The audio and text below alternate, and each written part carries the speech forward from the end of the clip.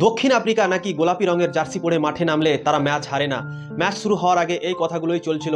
দক্ষিণ আফ্রিকা পরপর গোলাপি রঙের জার্সি পরে 11টা ম্যাচ জিতেছিলেন, আর এটাই আশা করা যাচ্ছিল কি আজও তারা ম্যাচ জিতে যাবে। ভারতের বি টিম খেলতে গেছে সেখানে। বিরাট কোহলি, জসপ্রীত বুমরা, মোহাম্মদ শামি, মোহাম্মদ সিরাজ, রোহিত শর্মা, হার্দিক পান্ডিয়া এরা কেউ নেই টিমে। তা সত্ত্বেও দক্ষিণ আফ্রিকাকে এইভাবে ম্যাচ হারাবে আমি তো ভাবতেও পারিনি। তো দক্ষিণ আফ্রিকা প্রথমে টসে জিতে ব্যাট করার সিদ্ধান্ত নেয়, আর ব্যাটে নেমেই তাদের শুরুয়াত খুবই খারাপ হয়, আর 116 রানে অল আউট করে দেয় দক্ষিণ আফ্রিকাকে।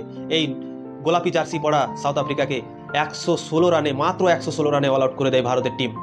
তো আশদীপ সিং 5 উইকেট নিয়েছেন, আর আবেশ খানও 4 উইকেট নিয়েছেন, দিয়ে দুজন মিলেই 9 উইকেট নিয়েছিলেন আজকের ম্যাচে, আর 116 রানে তাদেরকে অল আউট করে দেয়। যারা কোনোদিন অনেক দিন থেকে ম্যাচ হারেনি, 11টা পর ম্যাচ জিতেছিলেন গোলাপি রঙের জার্সিতে, তাদেরকে আজ গাছের পাতা যেরকম ঝরে পড়ে যায়, দক্ষিণ আফ্রিকার ব্যাটসম্যানরাও আজকে ঝরে পড়ে গেল ভারতের বোলিংয়ের সামনে।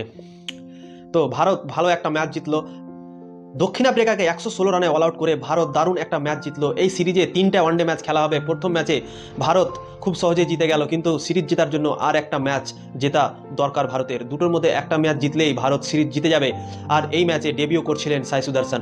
সাই সুদর্শন প্রথম ম্যাচেই হাফ সেঞ্চুরি করেছেন। 55 রানের একটা ভালো ইনিংস খেলেছেন সাই সুদর্শন।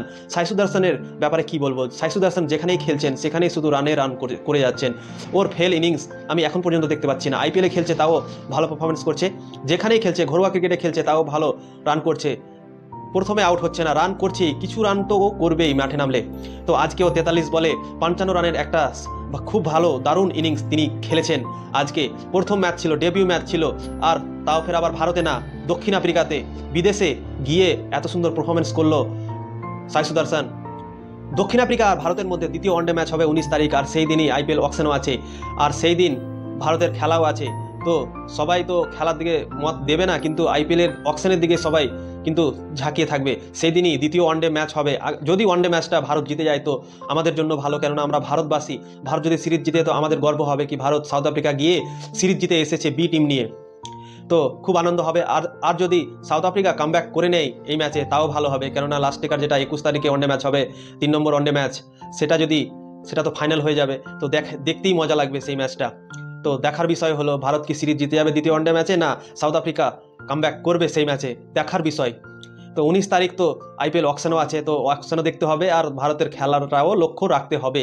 তো আমি চাইবো কি ভারত সিরিজ জিতে যাক দ্বিতীয় ওয়ানডে ম্যাচই, আর সাউথ আফ্রিকাকে 3-0 ভারত হারাক, এটাই আমি চাইছি।